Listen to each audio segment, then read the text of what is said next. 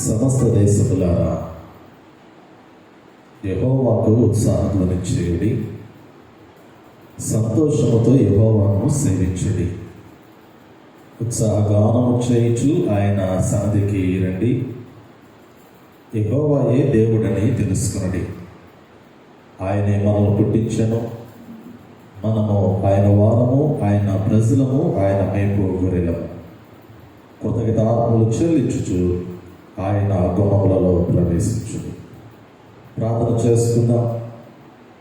దేవుడు మన యొక్క ఆత్మీయ జీవితంలో చేసినటువంటి మేలు జ్ఞాపకం చేసుకుంటూ దేవుని యొక్క మహోన్నతమైనటువంటి నామమునకు కృతజ్ఞతాస్తుతులు చెల్లిస్తూ ఈ పరిశుద్ధ దినమందు యొక్క ఆరాధన దేవునికి మహిమకరంగా, మనకు దీవెనకరంగా జరుగునట్లు ప్రార్థన చేసుకుందాం. అందరూ తనలో ఉంచినట్లయితే ప్రార్థన ద్వారా యొక్క ఆరాధన మనము ప్రారంభించుకుందాం. మహాపరిశుద్ధుడైన తండ్రి, ప్రేమ కలిగిన మా దేవ, మీ ఘనమైన, పరిశుద్ధమైన, మహోన్నతమైన నామమునకు స్తుతులు చెల్లిస్తూ ఉన్నాం ప్రభా.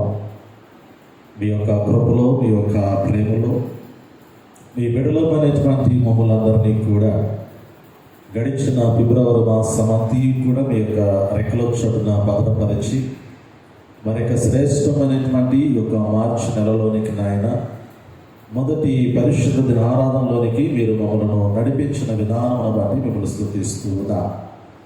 మహోన్నతుడవు, సర్వోన్నతుడవు, సర్వాధికారివి, ఈ సర్వ సృష్టికి కారణభూతుడైనటువంటి గొప్ప దేవుడు మీరే కాబట్టి నాయన మీ జీవము కలిగినటువంటి ఘనమైన నామమును స్తుతించి ఘనపరుచుకునేటువంటి భాగ్యమును ప్రభా నీ బిడ్డలున్నటువంటి మాకు మీరు అనుగ్రహించిన విధానమును బట్టి మిమ్మల్ని స్తుతిస్తూ ఉన్నా.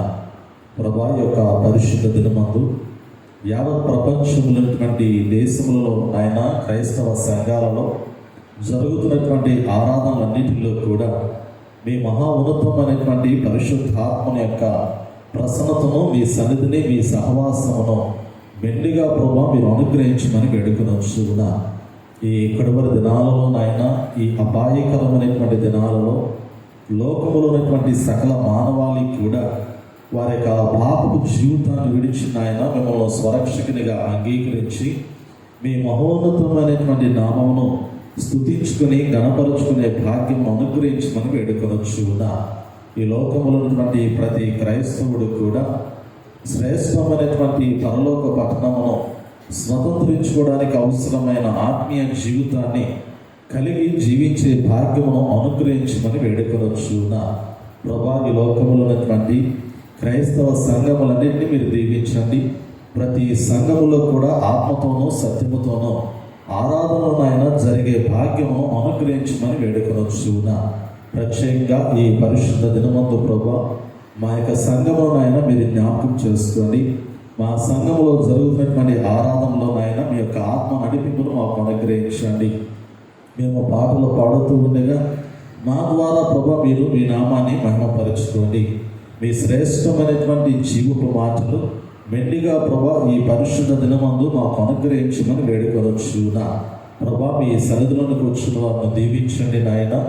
ఇంకా రావలసినటువంటి వారిని కూడా త్వరగా మీ పాదాల చుట్టూ నడిపించి ఆరాధన అంతట్లో మా ద్వారా మీరే నీ నామానికి మహిమ తెచ్చుకోమని యేసు క్రీస్తు నామములో అడిగి వేడుకొనొచ్చున్నాము తండ్రి, ఆమేన్. ప్రభునందు ప్రియమైన దేవుని సంగమా, ప్రియ సహోదరి సహోదరులారా, యేసు క్రీస్తు శుభనామములో అందరికీ ప్రత్యేకంగా హృదయపూర్వకమైనటువంటి వందనములను తెలియపరుస్తూ ఉన్నా. జీవము కలిగినటువంటి దేవుడు, జీవాధిపతి అయినటువంటి దేవుడు, ఈ సర్వ సృష్టికి కారణభూతుడైనటువంటి దేవుడు ఈ మార్చి నెలలో మొదటి పరిశుద్ధ దిన ఆరాధనలో దేవుని సన్నిధిలోనికి చేరి దేవుని యొక్క మహోన్నతమైనటువంటి నామమును స్తుతించుకునేటువంటి భాగ్యమును పరిశుద్ధాత్మ దేవుడు మనకి దయచేయించిన విధానమును బట్టి నేను దేవుని స్తుతిస్తూ ఉన్నా.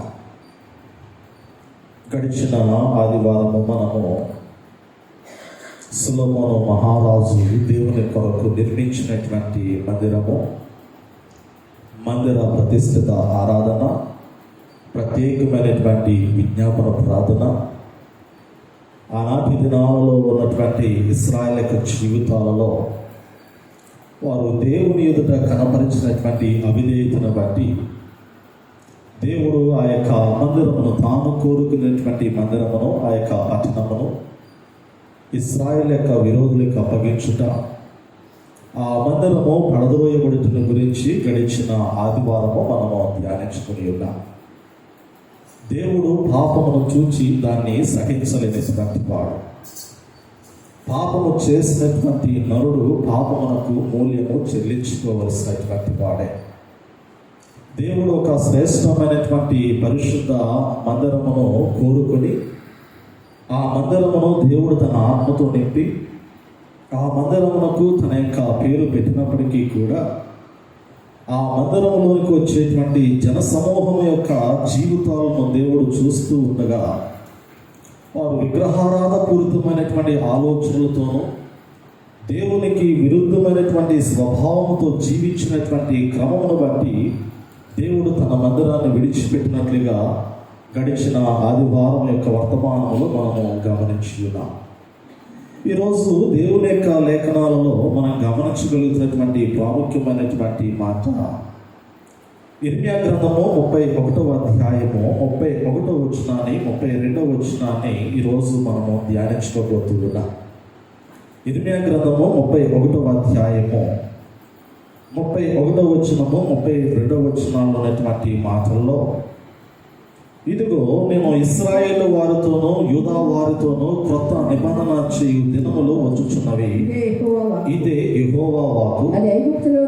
అది ఐగుప్తులో నుండి వారిని రప్పించుటకై నేను వారిని చెయ్యి పట్టుకున్న దినమున వారి పితరులతో నేను చేసిన నిబంధన వంటిది కాదు. నేను వారి పెనిమిటినైనను వారు ఆ నిబంధనను భంగము చేసుకునిది. ఇదే యెహోవా వాక్కు. ప్రవక్త అయినటువంటి ఇర్మియా ద్వారా దేవుడు ఇశ్రాయేలుతో మాట్లాడిస్తూ ఉన్నాడు.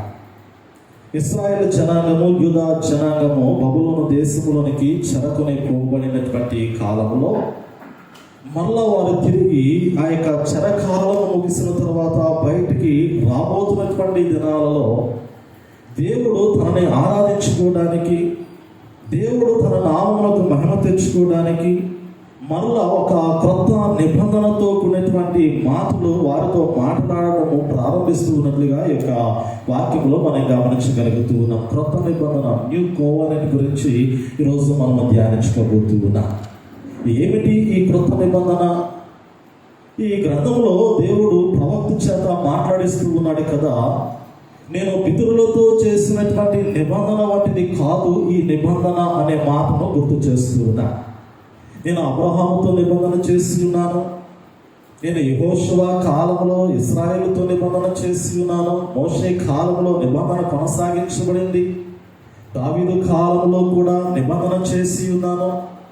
ఆ యొక్క నిబంధన పితరుల కాలంలో నేను వారి చెయ్యి పట్టుకొని వారితో నిబంధన చేసి వారిని నడిపించాను. కానీ ఇప్పుడు చేసినటువంటి నిబంధన అటువంటి నిబంధన కాదు, కానీ ఇది ఒక క్రొత్త నిబంధన. ఇశ్రాయేలు వారితోనూ యూదా వారితోనూ దేవుడు చేయబోతున్నటువంటి విధానాన్ని ప్రవక్త ద్వారా జ్ఞాపకం చేస్తూ ఉన్నాడు. ఈ నిబంధన అనేటువంటి మాటను మనము క్రొత్త నిబంధన అనేటువంటి మాటను గమనించగలిగితే దేవుడు భవిష్యత్ ప్రణాళికలో మానవుని యొక్క జీవితం పట్ల కలిగి ఉన్నటువంటి ఒక ఆలోచన జ్ఞాపకం చేస్తూ ఉన్నాడు. పాపములు ఉన్నటువంటి నరులను దేవుడు గుర్తు చేసుకుంటూ ఉన్నాడు. ఆజ్ఞాతిక్రమాన్ని అతిక్రమించినటువంటి నరుల యొక్క జీవితాలను దేవుడు గుర్తు చేసుకుంటూ ఉన్నాడు. దేవుడు ఒక పరిశుద్ధమైనటువంటి సన్నిధిలో, పరిశుద్ధమైనటువంటి సహవాసంలోనికి రావలసినటువంటి నరుల యొక్క జీవితాలలో పాపము ఆ విధంగానే ఉండిపోతున్నటువంటి క్రమంలో ఇశ్రాయేలైనటువంటి వారు, యూదులైనటువంటి వారు దేవుని సముఖములోనికి వచ్చి దేవుని స్తుతించలేనటువంటి రీతిలో పాపము వారి యొక్క జీవితాన్ని బహు భయంకరమైనటువంటి రీతిలోనికి నడిపిస్తున్నటువంటి క్రమంలో ఆ దేవుడు ఒక క్రొత్త నిబంధనను ఇశ్రాయేలు వారితోనూ యూదా వారితోనూ లోకములో ఉన్నటువంటి జనులతో చేయబోతూ ఉన్నట్లుగా మనం గమనించగలుగుతూ ఉన్నాం. ఈ నిబంధన యొక్క ప్రాముఖ్యతను ఈరోజు మనము జ్ఞాపకం చేసుకోవడానికి ప్రయత్నం చేద్దాం. అయితే దేవుడు జ్ఞాపకం చేసినటువంటి మాటల్లో ఈ క్రొత్త నిబంధన చేయటానికి మునుపు దేవుడు ఒక మాట గుర్తు చేస్తూ ఉన్నాడు. అదేమిటంటే, నేను పితరులతో చేసినటువంటి నిబంధన వంటిది కాదు ఈ నిబంధన అంటాడు. నేను పితరులతో చేసినటువంటి నిబంధన వంటిది కాదు ఇప్పుడు నేను చేయబోతున్నటువంటి నిబంధన. దేవుడు పితరులతో చేసినటువంటి నిబంధన యొక్క క్రమాన్ని మనం ఒకసారి జ్ఞాపకం చేసుకోగలిగినట్లయితే, హెబ్రీయులకు రాసినటువంటి పత్రికలో దేవుడు జ్ఞాపకం చేస్తూ ఉన్నాడు. పరిశుద్ధులైనటువంటి పౌలు భక్తుల ద్వారా పరిశుద్ధ ఆత్మ దేవుడు జ్ఞాపకం చేసినటువంటి మాటలు ఒకసారి మనము గుర్తు చేసుకుందాం. హెబ్రీయులకు రాసినటువంటి పత్రిక 9వ అధ్యాయము 1వ వచన భాగం నుండి 10వ వచన భాగం వరకు దేవుడు పితరులతో చేసినటువంటి మొదటి నిబంధన యొక్క క్రమాన్ని ఇక్కడ గుర్తు చేస్తూ ఉంచాడు. 2 నిబంధనలు మనకు జ్ఞాపకం చేయబడుతూ ఉన్నాయి. పిల్లల, మీరు వాక్యాన్ని చక్కగా అర్థం చేసుకోవడానికి ప్రయత్నం చేయండి. గడిచిన ఆదివారం యొక్క వర్తమానము మీకు కాస్త కన్ఫ్యూజ్గా ఉండొచ్చేమో, కానీ ఈరోజు వర్తమానము చాలా తేలిగ్గా మీకు అర్థమవుతుందేమో అని నేను ఆశిస్తూ ఉన్నాను. ఎందుకు అంటే, ఈ గడిచిన ఆదివారములటువంటి వర్తమానము దేవుని యొక్క నామ మహిమ ఘనత కొరకు ఒక ప్రత్యేకమైనటువంటి మందిర నిర్మాణ క్రమమును గురించి జ్ఞాపకం చేస్తాడు. కానీ ఈరోజు మనం ధ్యానించినటువంటి మాటల్లో దేవుడు తన ప్రజలను పాపము నుండి విమోచించడానికి, దేవుడు తన ప్రజలను పాపము నుండి అపవాది సంబంధమైనటువంటి క్రియల నుండి విడిపించి తన యొక్క సన్నిధిలో పరిశుద్ధులుగా నిలబెట్టుకోవడానికి చేసినటువంటి నిబంధనని యొక్క వాక్యములో మనము పౌలు భక్తుడు గుర్తు చేసినటువంటి మాటలు మనము జ్ఞాపకం చేసుకోబోతూ ఉన్నాం. ఈ హెబ్రీయులకు రాసినటువంటి పత్రిక 9వ అధ్యాయము మొదటి 10 వచనాలు ఉన్నటువంటి భాగాన్ని మనం గమనించగలిగితే, మొదటి నిబంధన మనకు గుర్తు చేస్తూ వచ్చాడు. పిల్లలు, మీరు ప్రాజెక్ట్ మీద గమనించవచ్చు, చక్కగా మనకు జ్ఞాపకం చేయబడుతుంది.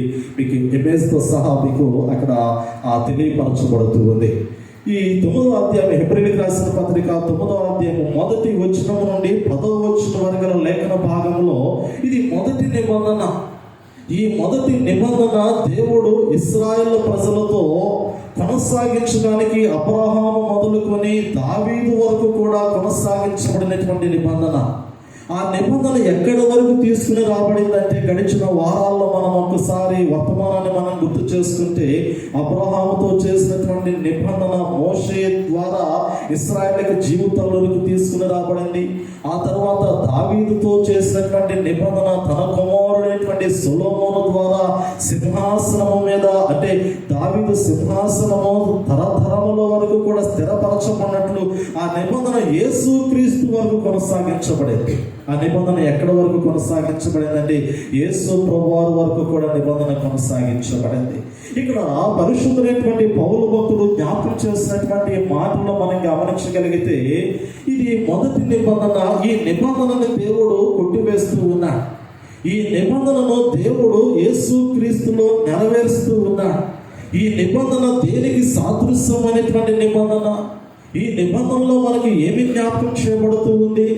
ఈ నిబంధనలో దేవుడు ఇశ్రాయేలు జనాంగముతోనూ యూదా జనాంగముతోనూ క్రొత్త నిబంధన చేస్తూనే అది అన్యజనులకు ఏ విధంగా మరొక క్రొత్త నిబంధనలోనికి వారిని తీసుకుని వస్తూ ఉన్నాడో ఈ వాక్యంలో మనము గమనించగలుగుతూ ఉన్నాం. పిల్లలు గమనించండి, ఒకసారి లేఖనాన్ని పరిశీలించేద్దాం. హెబ్రీయులకు రాసిన పత్రిక 9వ అధ్యాయము మొదటి మాటను గమనించగలిగితే, మొదటి నిబంధనకైతే సేవా నియమములను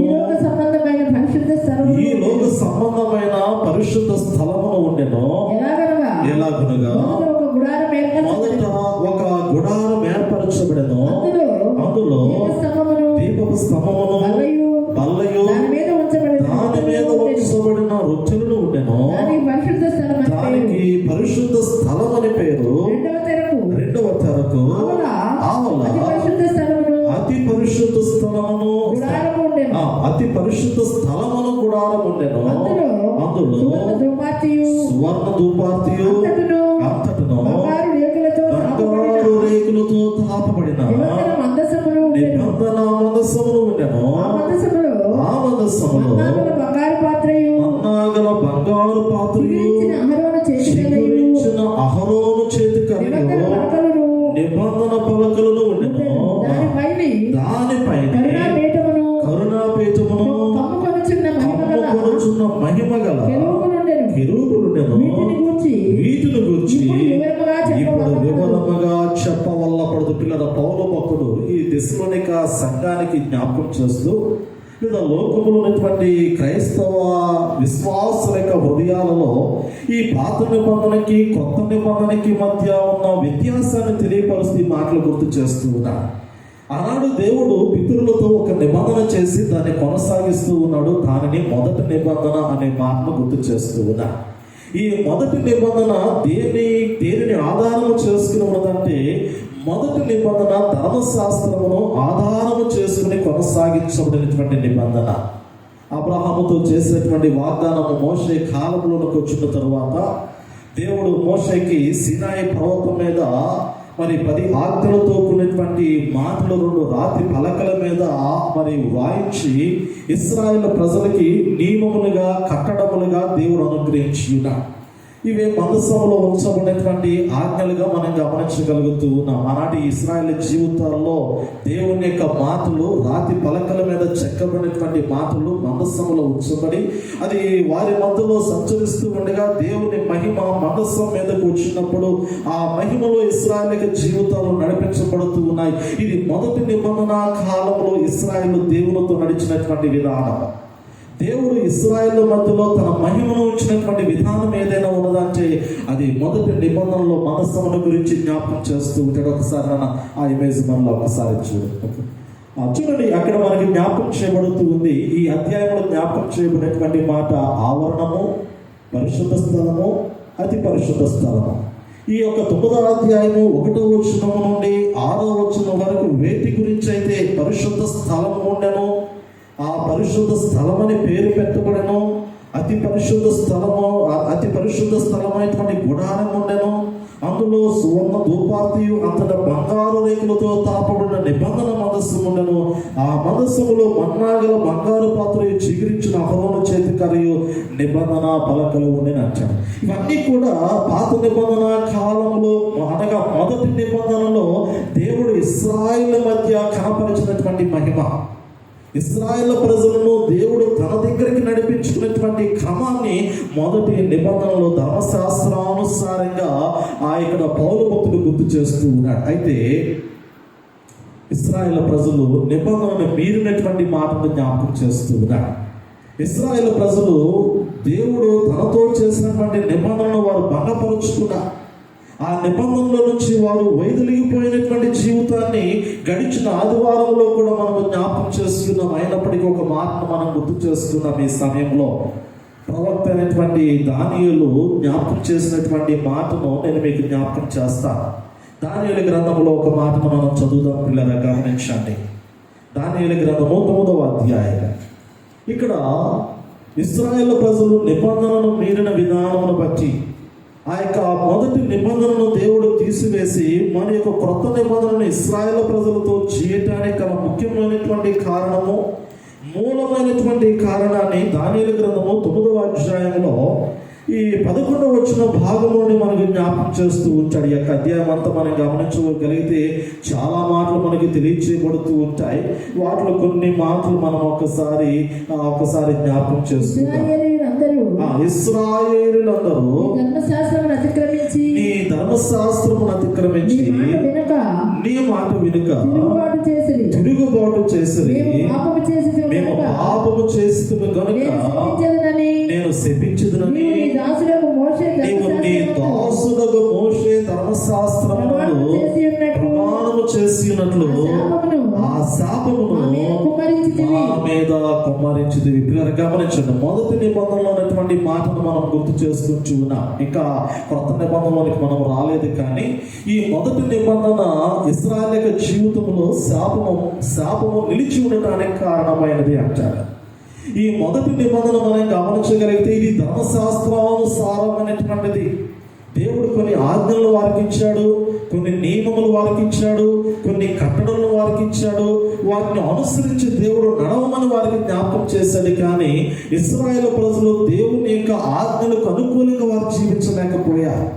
ఇశ్రాయేలు ప్రజలు, యూదా జనాంగము అసలు దేవుని ఉద్దేశం ఏమిటి వారి పట్ల, దేవుని ఆలోచన ఏమిటి వారి పట్ల అనేది వారు ఎరిగి దేవునికి అనుకూలంగా నడవలేకపోయినటువంటి సమయంలో ధర్మశాస్త్రానుసారంగా వారి మీదకి శాపం వచ్చింది. ఆ శాపం నుండి వారు విడుదల పొందలేకపోయారు అనేటువంటి మాటను దానియేలు గ్రంథకర్త గుర్తు చేస్తూ ఉన్నాడు. ఎందుకంటే వారు ధర్మశాస్త్రంలో మీరినటువంటి వారు. మొదటి నిబంధనలో ఏమున్నదంటే ధర్మశాస్త్రం ఉన్నది కదా, మీకు అర్థమైందా? మొదటి నిబంధనలో ఏముంది? మందసములో ఏముంది? 2 రాతి పలకలు, అంటే దేవుని యొక్క ఆజ్ఞలతో కూడినటువంటి పలకలు మందసములో ఉంచబడ్డాయి. ఇప్పుడు ఈ రాతి పలకలు ఎక్కడ ఉన్నాయి? ఈ మందసం ఎక్కడ ఉన్నది? ప్రత్యక్ష గుడారములో మనం గమనించగలిగితే ఆవరణము, పరిశుద్ధ స్థలము, అతి పరిశుద్ధ స్థలము. అతి పరిశుద్ధ స్థలములో మందసం ఉంచబడింది. ఆ మందసములో ఏమున్నదంటే దేవుని యొక్క ఆజ్ఞలతో కూడినటువంటి మాటలు దానిలో ఉంచబడుతూ ఉన్నాయి. దేవుని యొక్క శాసనములు దానిలో ఉన్నాయి. దేవుని యొక్క కట్టడలు, దేవుని యొక్క నియమములు, దేవుని యొక్క నిబంధనలన్నీ కూడా మందసములో ఉంచబడి ఉన్నాయి. అహరోను చిగురించినటువంటి కర్ర ఉన్నది, మన్నా పాత్ర ఉన్నది. ఈ మందసము ఎక్కడ ఉన్నదంటే అతి పరిశుద్ధమైనటువంటి స్థలములో ఉన్నది. ఈ అతి పరిశుద్ధమైనటువంటి స్థలములోనికి లోకములో ఉన్నటువంటి నరుడు ప్రవేశించలేనటువంటి వాడు. ఆ అతి పరిశుద్ధమైనటువంటి స్థలమును ఏ సమయంలో కూడా ఎన్నడూ కూడా లోకానుసారమైనటువంటి నరుడు చూడలేనటువంటి వాడనేటువంటి మాటను మనము గమనించగలుగుతూ ఉన్నాం. అందుకే ఎబ్రీ గ్రంథకర్త పరిశుద్ధమైనటువంటి పౌలు భక్తులు ఏమంటాడు అంటే, సంవత్సరంలో ఒక పర్యాయము మాత్రమే ప్రధాన యాజకుడైనటువంటి వాడు అతి పరిశుద్ధమైనటువంటి స్థలంలోనికి వెళతాడు. ఏప్రిల్కి రాసిన పత్రిక 9వ అధ్యాయం 7వ వచనంలో ఈ మాట మనకి గుర్తు చేస్తూ ఉన్నా. సంవత్సరమునకు ఒక్కసారి మాత్రమే ప్రధాన యాజకుడు అక్కడే రక్తము చేత పట్టుకుని 2వ గుడారములోనికి ప్రవేశించను. ఆ రక్తము తన కొరకును ప్రజల అజ్ఞాన కృతముల కొరకును అతడు అనిపించును. దీనిని బట్టి ఆ మొదటి గుడారం ఇంకా నిలుచుచుండగా అతి పరిశుద్ధ స్థలంలో అతను ప్రవేశించు మార్గము బయలుపరచబడలేదని పరిశుద్ధాత్మ తెలియచేయుచున్నాడు. నిజమే పిల్లలు గమనించండి. పరిశుద్ధాత్మ దేవుడు మాట్లాడుతున్నటువంటి మాటలు ఏమిటంటే, సంవత్సరములకు ఒక పర్యాయము మాత్రమే పరిశుద్ధమైనటువంటి స్థలములోనికి ప్రధాన యాజకుడు వెళుతూ ఉండగా ఈ అతి పరిశుద్ధమైనటువంటి స్థలములకు సంబంధించినటువంటి మార్గము బయలుపరచబడలేదంటారు కదా. అతి పరిశుద్ధమైనటువంటి స్థలములోనికి వెళ్ళటానికి ఇంకా మార్గము తెరవబడలేదు, ద్వారములు తెరవబడలేదు. అందుకే క్రొత్త నిబంధన చేయటానికి గల ప్రాముఖ్యమైనటువంటి కారణము, క్రొత్త నిబంధనతో కూడినటువంటి మాటలు దేవుడు ఇశ్రాయేలు ప్రజలకు తెలియచేయడానికి గల కారణం ఏమిటంటే, ఒకటి ధర్మశాస్త్రము వారిలో ఉన్నటువంటి పాపాన్ని తొలగించలేకపోతూ ఉంది. రెండోది ధర్మశాస్త్రము వారికి క్షమాపణ కలగచేయలేకపోతూ ఉంది కదా. ధర్మశాస్త్రము ప్రకారంగా మనం గమనించగలిగితే శిక్షించబడటమే కానీ క్షమించడం అనేది ధర్మశాస్త్రంలో ఉందమ్మా. కంటికి కన్ను పట్టికి పన్ను అంతే. దండించడమే తప్ప క్షమించడం అనేటువంటిది పాత నిబంధన కాలంలో ఉన్నటువంటి ధర్మశాస్త్రంలో క్షమాపణ లేదు. పాత నిబంధన కాలంలో ఉన్నటువంటి ధర్మశాస్త్రం అనగా మొదటి నిబంధనలో క్షమాపణ లేదు.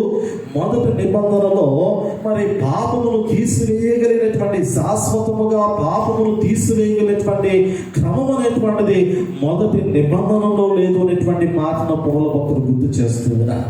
కాబట్టి ఇశ్రాయేలు ప్రజలు వారు పాపము చేస్తూ ఉండగా ఆ యొక్క పాపము వారి జీవితంలోనికి ఏమి తీసుకుని వచ్చిందంటే శాపాన్ని తీసుకొచ్చిందంటాడు దానియేలు గ్రంథకర్త. మనం చదివినటువంటి ప్రాముఖ్యమైనటువంటి మాటలో దానియేలు గ్రంథము 9వ అధ్యాయం మనం గమనించగలిగితే 9వ వచనం అంటాడు కదా, మేము మా దేవుడైన యెహోవాకు విరోధముగా తిరుగుబాటు చేసితిమి, అయితే ఆయన కృపా క్షమాపణల గల దేవుడై ఉన్నాడు.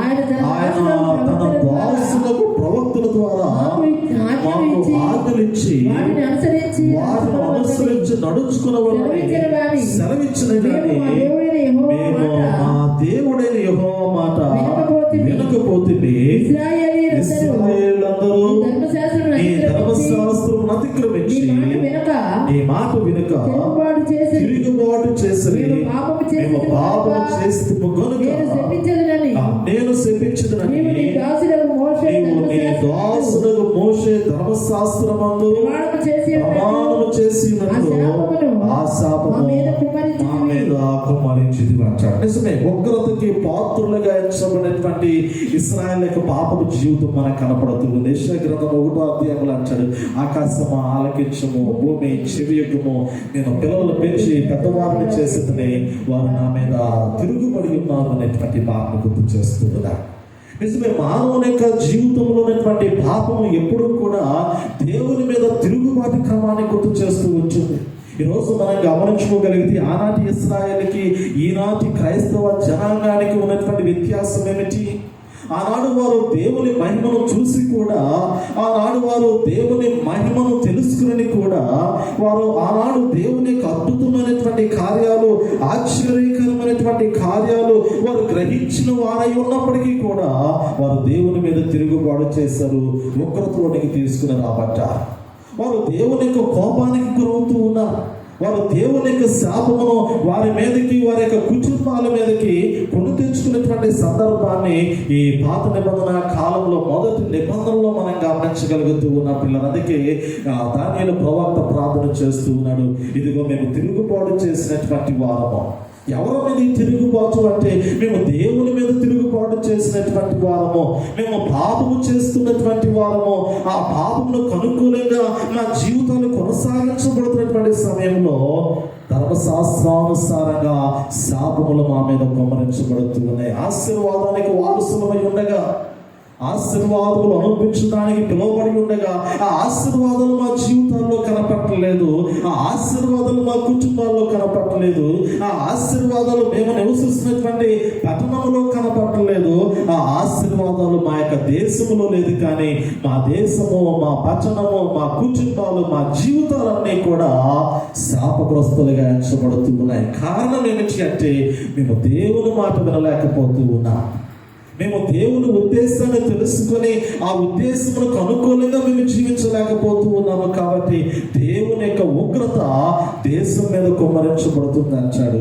ఇప్పుడు కావలసినటువంటి నిబంధనను ఇక్కడ మనం గమనించగలిగితే, పిల్లలు గమనించండి, ఇదంతా కూడా మొదటి నిబంధన కాలంలో ప్రజల యొక్క పాపపు జీవితాన్ని గుర్తు చేస్తున్నాడు. కీర్తన గ్రంథం ఒక మాట గమనిద్దాం. కీర్తన గ్రంథము 78వ సంకీర్తన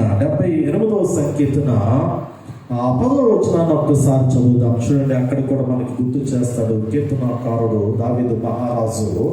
78వ కీర్తన 10వ వచన భాగాన్ని చదువుదాం. వారు దేవుని నిబంధనను గైకొనకపోయిరి, ఆయన ధర్మశాస్త్రమును అనుసరింపనొల్లకపోయిరి, ఆయన క్రియలను, ఆయన వారికి చూపిన ఆశ్చర్య క్రియలను వారు మరిచిపోయిరి అంటారు కదా. ఎంత చక్కటి మాట. గడిచిన ఆదివారంలో దేవుడు పరిశుద్ధమైనటువంటి మందిరాన్ని తన యొక్క నామమును పెట్టి తను పరిశుద్ధపరుచుకొని ఆ మందిరం అంతా కూడా దేవుడు తన మహిమతో నింపినప్పుడు ఆ మందిరమును మరలా తిరిగి శత్రువులకు అప్పగించేశాడు. అది అన్యజనుల మధ్య ఆ యొక్క సొలొమోను మహారాజు కట్టినటువంటి అతి శ్రేష్టమైనటువంటి సుందరమైనటువంటి బంగారముతో పొదగబడినటువంటి దేవాలయముగా ఏ మందిరం అయితే యెరూషలేము పట్టణంలో దేవుని యొక్క నామ మహిమ ఘనత కొరకు కట్టబడిందో, ఆ యొక్క మందిరములో దేవుని నామము ఘనపరచడానికి దేవుని బిడ్డలు సిద్ధపడి రానటువంటి సమయంలో ఆ మందిరాన్ని దేవుడు అన్యజనుల చేత పడుకురోయించబడటానికి బబులోను రాజు యెరూషలేము పట్టణంలోనికి తీసుకుని వచ్చాడు. కారణం ఏమిటంటే తన నామము నెరిగినటువంటి వారు తన నామాన్ని మహిమపరచలేదు. తన నామము తెలుసుకున్నటువంటి వారు తన నామములకు అనుకూలమైనటువంటి జీవితాన్ని వారు జీవించలేదు. కారణం ఏమిటంటే వారు ధర్మశాస్త్రానుసారమైనటువంటి నిబంధనను వారు అతిక్రమించారు. ఆ యొక్క నిబంధనలు వారు మీరిపోయారు. ఆ నిబంధనను వారు భంగం చేశారు. భంగపరచబడినటువంటి నిబంధనను ఇప్పుడు దేవుడు కొట్టివేయడానికి ఇష్టపడుతూ ఉన్నాడు. మరొక కొత్త నిబంధన దేవుడు చేయటానికి ఇష్టపడుతూ ఉన్నాడు. కారణము ఈ వాక్య భాగంలో మనం గమనించగలుగుతూ ఉన్నాం. కొత్త నిబంధన తనది కానిటువంటి రక్తమును ప్రధాన యాజకుడు పరిశుద్ధమైనటువంటి స్థలములోనికి తీసుకుని వెళుతూ ఉన్నాడు. కానీ ఇప్పుడు దేవుడు చేసేటువంటి క్రొత్త నిబంధనను మనం ఒక్కసారి జ్ఞాపకం చేసుకుందాం పిల్లరా. మత్తయి సువార్త 26వ అధ్యాయం ఒక్కసారి మనం పరిశీలించాం. మత్తయి సువార్త 26వ అధ్యాయము 28వ వచనము. యేసు ప్రభువారు లోకంలోకి వచ్చిన తరువాత ఆయన బాప్తిజము తీసుకున్న దినము మొదలుకొని 3.5 సంవత్సరములు సువార్త పరిచర్య జరిగిస్తున్నటువంటి క్రమంలో జ్ఞాపకం చేసినటువంటి ఆ మాటల్లో ఒక చక్కటి మాట, సిలువ మరణమునకు అప్పగించబడేటువంటి దినములు ఆసన్నమైనటువంటి క్రమంలో జ్ఞాపకం చేయబడినటువంటి మాట, ఒక మాట గుర్తు చేసుకుందాం. 26వ అధ్యాయము 28వ వచనం. ఇది నా రక్తము అనగా పాప క్షమాపణ నిమిత్తము అనేకుల కొరకు చెల్లించబడుతున్నటువంటి నిబంధన రక్తము. పిల్లలకు గమనించండి, యేసు ప్రభువారు ఈ శిలువ మరణమునకు అప్పగించబడుతున్నటువంటి దినములు ఆసన్నమైనటువంటి సమయంలో ఈ ప్రభు భోజన సంస్కారపు ఆరాధన జరిగించేటువంటి క్రమంలో తన శరీరమునకు సాదృశ్యమైనటువంటి రొట్టెను జ్ఞాపకం చేస్తూ తన రక్తమునకు సాదృశ్యమైనటువంటి ద్రాక్షారసము తీసుకుని పలుకుతున్నటువంటి మాటను మనం గమనించగలిగితే ఇక్కడ అంటారు కదా, పాప క్షమాపణ నిమిత్తము అనేకుల కొరకు చెల్లించబడుతున్న నిబంధన రక్తం అంటారు కదా. నిబంధన ఇక్కడ ఫుట్ నోట్ లో మనం గమనించగలిగితే నిబంధన అనేటువంటి మాట దగ్గర 1 అనేటువంటి నెంబర్ ఉన్నది. ఆ క్రింద ఫుట్ నోట్ లో మాటను గమనించగలిగితే ఏముంది? ఫుట్ నోట్ లో రాయబడినటువంటి మాట ప్రాచీన ప్రతులలో కొత్త నిబంధన అంటారు కదా. కొత్త నిబంధన. ఇర్మియా గ్రంథము 31వ అధ్యాయము 31వ వచనంలో యెహోవా వాక్కు ఇశ్రాయేలుతో యూదులతో ఏమి జ్ఞాపకం చేయబడుతూ ఉంది అంటే, ఇశ్రాయేలుతోనూ యూదులతోనూ యెహోవా సెలవిస్తున్నటువంటి మాట గమనించగలిగితే క్రొత్త నిబంధన చేయు దినములు వచ్చుచున్నదంటాడు. ఏమిటి ఈ క్రొత్త నిబంధన? దేవుడు ఎలాంటి కొత్త నిబంధన చేయబోతూ ఉన్నాడు? ఈ నిబంధన దేనిని ఆధారం చేసుకుని ఉంది? ఈ నిబంధన ఎవరి ద్వారా ఎవరితో చేయబోతూ ఉన్నాడు అంటే, దేవుడు తన కుమారుడైనటువంటి యేసు ప్రభువారితో లోకములైనటువంటి సకల మానవాళితో నిబంధన చేస్తూ ఉన్నాడు. ఇది ఓ లోకములటువంటి నరులతో చేసినటువంటి నిబంధన కాదు పిల్లలు. అందుకే అన్నాడు కదా, నేను పితరులతో చేసినటువంటి నిబంధన వంటిది కాదు ఈ నిబంధన. అబ్రహాముతో చేసినటువంటి నిబంధన వంటిది కాదు ఈ నిబంధన. మోషేతో చేసినటువంటి నిబంధన వంటిది కాదు ఈ నిబంధన. ఇశ్రాయేలు ప్రజలతో చేసినటువంటి నిబంధన వంటిది కాదు ఈ నిబంధన. దావీదుతో చేసినటువంటి నిబంధన వంటిది కాదు ఈ నిబంధన. ఆనాటి దినాల్లో చేయబడినటువంటి నిబంధన వంటిది కాదు ఈ నిబంధన. ఇప్పుడు చేయబోతున్నటువంటి నిబంధన దేవుడు తన కుమారుని ద్వారా లోకములో ఉన్నటువంటి సకల మానవాళి కొరకు చేసినటువంటి నిబంధన. ఈ నిబంధనలో ఏమి కనపడుతూ ఉందంటే, ఒక పరిశుద్ధుని యొక్క రక్తము చెల్లించుటకు చేయబడుతున్నటువంటి నిబంధన.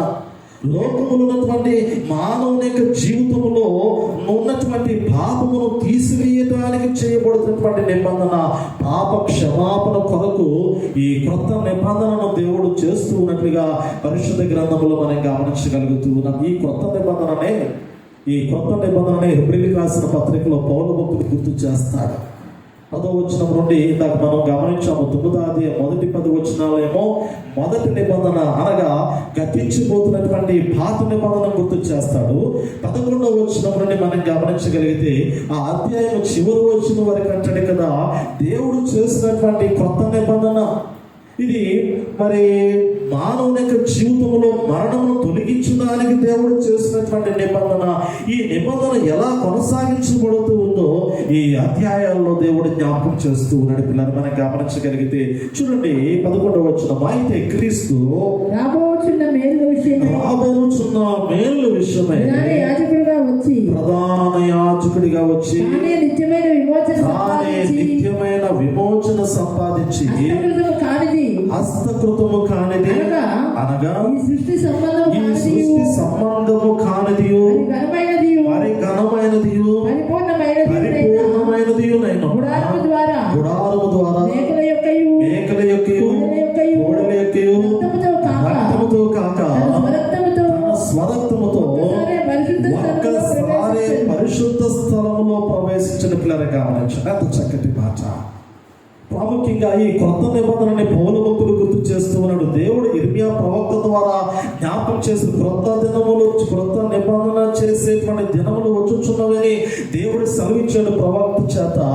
ఏమిటి క్రొత్త నిబంధన అంటే పౌలు భక్తుడు అంటాడు కదా, ఇది యేసు క్రీస్తు ద్వారా దేవుడు జరిగించుచున్నటువంటి నిబంధన.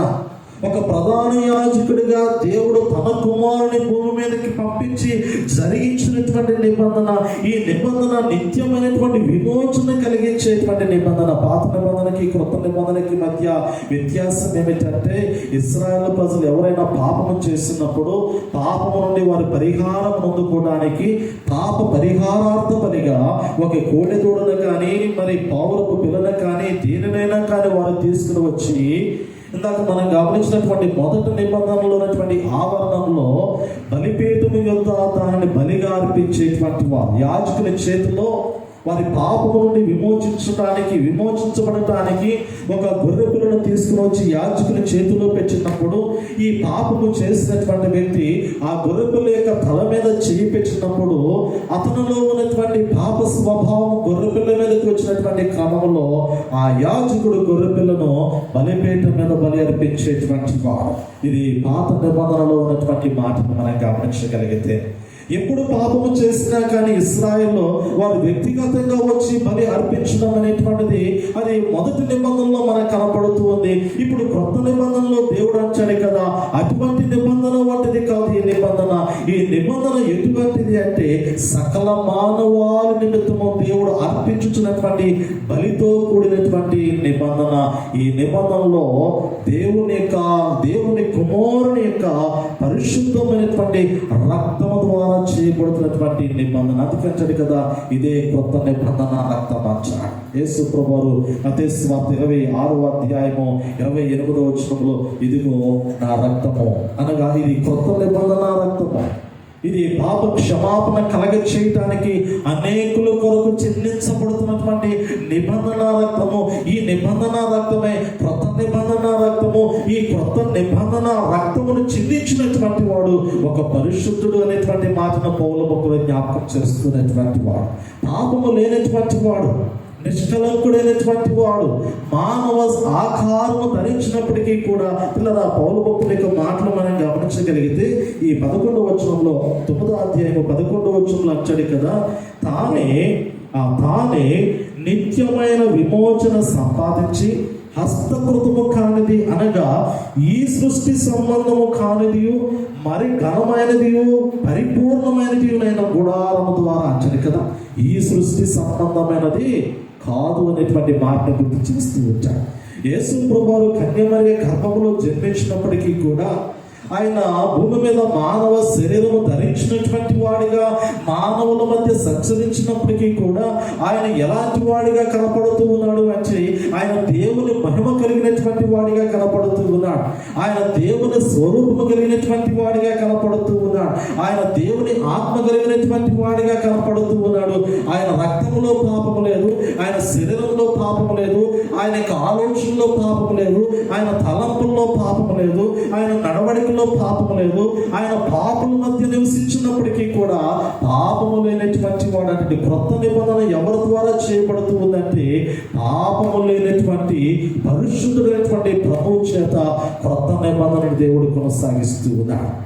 అబ్రహాముతో చేసినటువంటి నిబంధన వంటిది కాదు ఈ నిబంధన. ఈ నిబంధన ఎటువంటిది అంటే సకల మానవాళి నిమిత్తము రక్తము చెల్లించడానికి దేవుడు చేసినటువంటి నిబంధన. ఈ నిబంధనకు కర్త కర్మ క్రియ దేవుడే.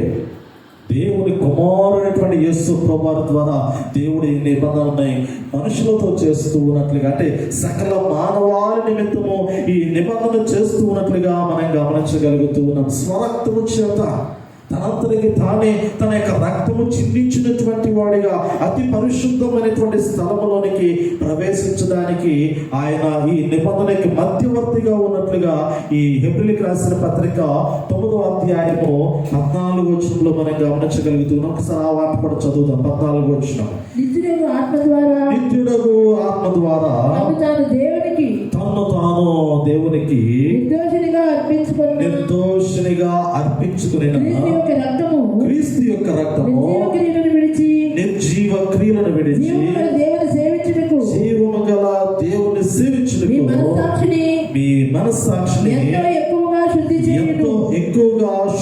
చేయను. ఈ హేతువు చేత మొదటి నిబంధన కాలంలో జరిగిన అపరాధముల నుండి విమోచనము కలుగుటకై ఆయన మరణము పొందినందున పిలువబడిన వారు నిత్యమైన స్వాస్థ్యమును గురించిన వాగ్దానమును పొందు నిమిత్తము ఆయన క్రొత్త నిబంధనకు మధ్యవర్తి అయి ఉన్నాడు. పిల్లలకి గమనించండి కదా, అంత చక్కటి మాట. మీకు ఇంకా చక్కగా మనము జ్ఞాపకం చేసుకోవాలి అంటే, దేవుడు ఇశ్రాయేలు ప్రజలతో నిబంధన చేసుకోవడానికి సమయంలో మధ్యవర్తిగా మోషే ఉన్నాడు. మోషే భక్తుడు ఉన్నాడు. దేవుడు మోషే భక్తుని పిలుచుకున్నాడు. మోషే భక్తుల ద్వారా ఇశ్రాయేలు ప్రజల్ని ఐగుప్తు దేశంలో నుంచి అరణ్య మార్గము ద్వారా కనాను దేశంలోనికి నడిపించుకోవాలనుకున్నాడు. అది దేవుని యొక్క ఉద్దేశం ఇశ్రాయేలు ప్రజల పట్ల. దేవుడు తన కార్యమును జరిగించుకోవడానికి, తన కార్యమును నెరవేర్చడానికి, మధ్యవర్తిత్వమును కొనసాగించడానికి పాత నిబంధన కాలంలో ఇశ్రాయేలుకి దేవునికి మధ్య మోషే భక్తుడు ఉన్నాడు. మోషే భక్తుడు 40 దినముల పాటు 40 రేయి పగుళ్ళు సీనాయి పర్వతం మీదకి వెళ్ళి దేవుని మహిమలో ఉండి పరిశుద్ధుడిగా దేవుడు అనుగ్రహించినటువంటి, దేవుడిచ్చినటువంటి ఆజ్ఞలను ఇశ్రాయేలు ప్రజల మధ్యలోనికి తీసుకుని వచ్చాడు. దేవునికి ఇశ్రాయేలుకి మధ్య ఆనాడు మోషే మధ్యవర్తిగా ఇశ్రాయేలు ప్రజలు దేవునితో నడిపించినట్లుగా పాత నిబంధనలో, మొదటి నిబంధనలో మనం గమనించగలుగుతూ ఉన్నాం. ఇప్పుడు కొత్త నిబంధన దేవుడు గుర్తు చేస్తూ పౌలు భక్తుడు మాట్లాడుతున్నటువంటి మాటలు మనం గమనించగలిగినట్లయితే, నిత్యుడు ఆత్మ ద్వారా అంచాడు కదా, పరిశుద్ధాత్మ ద్వారా దేవుడు నిబంధన కొనసాగించడానికి ఇష్టపడుతూ ఉన్నాడు. శరీరధారిగా యేసు ప్రభువారు మానవుల మధ్య దేవుని కుమారునిగా సంచరించేటువంటి క్రమంలో ఆయనలో ఉన్నటువంటిది నిత్యమైనటువంటి ఆత్మ అంటాడు. ఆయనలో ఉన్నటువంటిది పరిశుద్ధాత్మ అంటాడు కదా. యేసు ప్రభువారు బాప్తిసము తీసుకునేటువంటి సమయంలో దేవుని యొక్క ఆత్మ పావురం వలె ఆయన మీదకి దిగి వచ్చినట్లుగా బాప్తిసము యోహాను సాక్ష్యం ఇస్తూ ఉన్నాడు. ఆకాశం నుండి ఒక స్వరం వినపడుతూ ఉంది, ఈయనే నా ప్రియమైనటువంటి కుమారుడు, ఈయన యందు నేను ఆనందించుచున్నాను అనేటువంటి ఒక స్వరము యేసు ప్రభువు బాప్తిసము తీసుకుని యోర్దాను నదిలో నుండి బయటకు వచ్చేటువంటి క్రమంలో దేవుని యొక్క స్వరం వినపడుతూ ఉంది. ఆత్మ పావురం వలె ప్రభువారి మీదకి దిగి వచ్చినట్లుగా లేఖనాల్లో మనం గమనించగలుగుతూ ఉన్నాం. ఈయనే నా ప్రియమైనటువంటి కుమారుడు. ఎందుకు ఆయన ప్రియమైనటువంటి కుమారునిగా ఎంచబడ్డాడు అంటే, ఆయన క్రొత్త నిబంధనకి మధ్యవర్తి ఉన్నాడు కాబట్టి. ఆయన క్రొత్త నిబంధన కాలంలో సకల మానవాల నిమిత్తము సకల మానవుల యొక్క పాపముల నిమిత్తము రక్తము చెందించడానికి వచ్చినటువంటి ప్రధాన యాజకుడై ఉన్నాడు కాబట్టి, ఆయనే వదకు తేబడినటువంటి గొర్రె పిల్లగా సకల మానవుల యొక్క పాపముల నిమిత్తము సిలువలో మరణించడానికి వచ్చినటువంటి నిబంధన మధ్యవర్తిగా యేసు ప్రభువుని గురించి పౌలు భక్తుడు ఇక్కడ జ్ఞాపకం చేస్తూ ఉన్నాడు. పిల్లలందరికీ వచనంలో అంటాడు కదా, 15వ వచనంలో, ఈ హేతువు చేత మొదటి నిబంధన కాలంలో జరిగిన అపరాధముల నుండి విమోచనము కలుగుటకై ఆయన మరణము పొందినందున. చాలా పిల్లలు అంటారు కదా, మొదటి నిబంధన కాలంలో జరిగిన అపరాధముల నుండి అంటాడు కదా. ఇర్మియా గ్రంథంలో ఈ మాట గుర్తు చేస్తాడు. 31వ అధ్యాయాన్ని మనం ఒకసారి మరలా లేఖన భాగాన్ని గమనించగలిగితే, 31వ అధ్యాయంలో రాయబడినటువంటి మాటల్లో 34వ వచనంలో తెలియపరచబడుతుంది. నేను వారికి దేవుడనై యుందును, వారు నాకు జనులగుదురు. వారు మరి ఎన్నడును యెహోవాను గూర్చి బోధ నొందుదుము అని తమ పొరుగు వారికి కానీ తమ సహోదరులకు కానీ ఉపదేశము చేయరు. నేను వారి దోషములను క్షమించి వారి పాపములను ఇక ఎన్నడను జ్ఞాపకం చేసుకొనను గనుక అల్పులేమి కనులేమి అందరూ నన్నెరుగుదురు. ఇదే యెహోవా వాక్కు. నేను వారి దోషములను క్షమించి వారి పాపములను ఇక ఎన్నడూ జ్ఞాపకం చేసుకున్నట్టు. పాత నిబంధన కాలంలో అంటే మొదటి నిబంధనలో ఉన్నటువంటి అపరాధముల నుండి వారిని విడిపించడానికి ఈ క్రొత్త నిబంధనను కూడా దేవుడు కొనసాగిస్తూ ఉన్నాడు. ఈ క్రొత్త నిబంధన రెండు విషయాలు మనకు గుర్తు చేస్తూ ఉన్నాయి. ఒకటి, ఇశ్రాయేలులు యూదులు కూడా ఈ నిబంధనలోనికి తీసుకుని రాబడుతూ ఉంటారు. కొత్త నిబంధనలోనికి ఎవరెవరు తీసుకుని రాబడుతూ ఉంటారు అంటే, మొదటి నిబంధనలు అయితే కేవలం ఇశ్రాయేలు యూదులు మాత్రమే ఉంటారు, అనే జనులు ఉంటారు మొదటి నిబంధనలో. కానీ కొత్త నిబంధన కాలంలో ఇశ్రాయేలు యూదులు తీసుకుని రాబడతారు. అదే సమయంలో లోకంలో అన్ని జనులు కూడా ఈ కొత్త నిబంధనలోనికి తీసుకుని రాబడతాడు. ఈ కొత్త నిబంధన సకల మానవాళి నిమిత్తము చేయబడినటువంటి నిబంధన. మొదటి నిబంధన అయితే కేవలము ఇశ్రాయేలు కొరకు, యూదుల కొరకు మాత్రమే. మొదటి నిబంధన ఇశ్రాయేలులకు, యూదులకు మాత్రమే మొదటి నిబంధన. కానీ కొత్త నిబంధన సకల మానవాళి కొరకు చేయబడినటువంటి నిబంధన. దీనిలోనికి ఇశ్రాయేలు వస్తారు, యూదులు వస్తారు, అన్యజనులు అనగా నీవు నేను కూడా ఈ నిబంధనలోనికి తీసుకుని రాబడుతూ ఉంటాం. ఈ నిబంధనలోనికి తీసుకుని రాబడాలి అంటే మొదటి యోహాను పత్రిక 1వ అధ్యాయంలో 7వ భాగంలో జ్ఞాపకం చేయబడుతున్నటువంటి ఒక మాటను మనం గుర్తు చేసుకోవాలి ఈ సమయంలో. ఎందుకు ఈ కొత్త నిబంధనలోనికి తీసుకుని రాబడుతూ ఉంటాం, ఎవరు తీసుకుని రాబడతారు అనేటువంటి మాటను ఈ మొదటి యోహాను పత్రిక 1వ అధ్యాయము 7వ భాగాన్ని మనం గమనించగలిగితే పిల్లలు చూడండి. అయితే ఆయన వెలుగులో ఉన్న ప్రకారం మనము వెలుగులో నడిచిన ఎడల అన్యోన్య సహవాసము గలవారమై ఉన్నాము. అప్పుడు ఆయన కుమారుడైన యేసు రక్తము ప్రతి పాపము నుండి మనము పవిత్రులుగా చేయనుకులని గమనించండి. యేసు రక్తము ప్రతి పాపము నుండి పవిత్రులుగా చేయటానికి చిందించబడినటువంటి రక్తము. యేసు ప్రభువు రక్తము చిందించారు అంటే ఏదో మామూలుగా ఆయన సిలువలో మరణించడానికి ఏదో రక్తాన్ని చిందించలేదు. కానీ ఆయన రక్తము అమూల్యమైనటువంటి రక్తము, ఆయన రక్తము విలువైనటువంటి రక్తము, ఆయన రక్తము పాప క్షమాపణ కలగచేసినటువంటి రక్తము, ఆయన రక్తము ఈ లోకంలో ఉన్నటువంటి మానవుల యొక్క జీవితాల్లో జీవాన్ని కలగచేసేటువంటి రక్తము, అది నిత్య జీవాన్ని అనుగ్రహించేటువంటి రక్తము. ఈ రక్తము చేత ఎవరైతే వారి హృదయాలలో ఉన్నటువంటి పాప స్వభావాన్ని కడిగి వేసుకుంటారో వారు కొత్త నిబంధనలోనికి తీసుకుని రాబడతారు. ఏ హృదయం అయితే కడగబడదో, ఏ వ్యక్తి యొక్క ఆలోచన అయితే మార్చబడదో, ఏ వ్యక్తి యొక్క స్వభావం అయితే మార్పు నొందదో వారు ఈ నిబంధనలోనికి రాబడదు అనేటువంటి మార్పు మనం గుర్తు చేసుకోవాలి. అందుకే ఈ వచనంలో అంటాడు కదా, ఆయన వెలుగులో ఉన్న ప్రకారము మనము వెలుగులో నడిచిన ఎడల మనము అన్యోన్య సహవాసము గలవారమై ఉందంటాడు కదా. ఆయనలో పాపము లేదు, మనలో ఏముండకూడదు, మనలో పాపం ఉండకూడదు. ఆయనలో చీకటి లేదు, మనలో ఏముండకూడదు అంటే మనలో చీకటి ఉండకూడదు. ఆయన యొక్క రక్తములో కల్మషము లేదు, కలంకము లేదు. ఆయన ఆలోచనలో కానీ, స్వభావంలో కానీ, తలంపుల్లో కానీ లోకానుసారమైనటువంటిది, దేవునికి విరుద్ధమైనటువంటిది ఏది కూడా ఆయనలో లేదు. కాబట్టి ఈ కొత్త నిబంధనలోనికి తీసుకుని రాబడేటువంటి వారి జీవితాల్లో కూడా అవి ఏమీ కూడా ఉండకూడదు అంటాడు కదా. అందుకే కొరింథీ పత్రికలో ప్రభు భోజన సంస్కారం నిమిత్తము పౌలు భక్తుడు జ్ఞాపకం చేసినటువంటి మాటను మనం గమనించగలిగితే మొదటి కొరింథీ పత్రిక 11వ అధ్యాయము ప్రభు బల నిమిత్తమై జ్ఞాపకం చేసినటువంటి మాటల్లో 25వ వచనంలో తెలియపరుస్తూ ఉంటాడు. ఆ ప్రకారమే భోజనమైన పిమ్మట ఆయన పాత్రని ఎత్తుకుని ఈ పాత్ర నా రక్తం వలన కొత్త నిబంధన, మీరు దీనిలోనిది త్రాగునప్పుడల్లా నన్ను జ్ఞాపకం చేసుకుని. చక్కటి పాట. కొరింథీ సంఘానికి కొత్త నిబంధన పౌలు భక్తుడు గుర్తు చేస్తుందా, యేసు ప్రభువు యొక్క రక్తము ఎందుకు చిందించబడింది? ఆయన రక్తములో మరి లోకములో ఉన్నటువంటి మానవుల యొక్క పాపములు కడిగి వేయబడటానికి అంటాడు. పాపములు కడిగి వేయబడినటువంటి వాడు ఆయన యొక్క నిబంధనలోనికి తీసుకుని రాబడుతూ ఉంటాడు. అనగా ఈ యొక్క ప్రభు భోజన సంస్కారం, ఈ కొత్త నిబంధన దేని మనకి జ్ఞాపకం చేస్తుంది అంటే ఆయన శరీరము, ఆయన రక్తాన్ని గుర్తు చేస్తూ వచ్చింది. ఈరోజు ప్రభు వల్ల దేని గుర్తు చేస్తూ ఉందంటే ఇది ఒక కొత్త నిబంధన మనకు గుర్తు చేస్తూ ఉంది.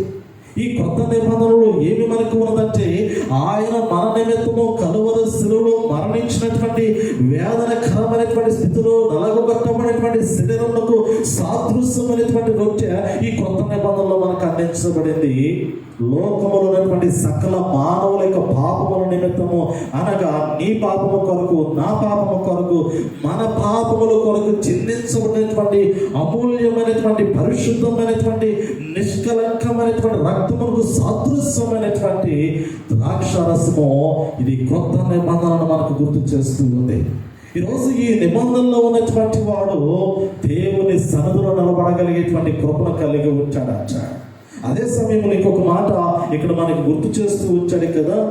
ఈ మొదటి కొరింథీ పత్రిక 11వ అధ్యాయాన్ని మనం గమనించినప్పుడు 27వ వచనంలో మనం చూడవచ్చు. కాబట్టి ఎవడు అయోగ్యముగా ప్రభు యొక్క రొట్టెను తినును, లేక ఆయన పాత్రలను వాడు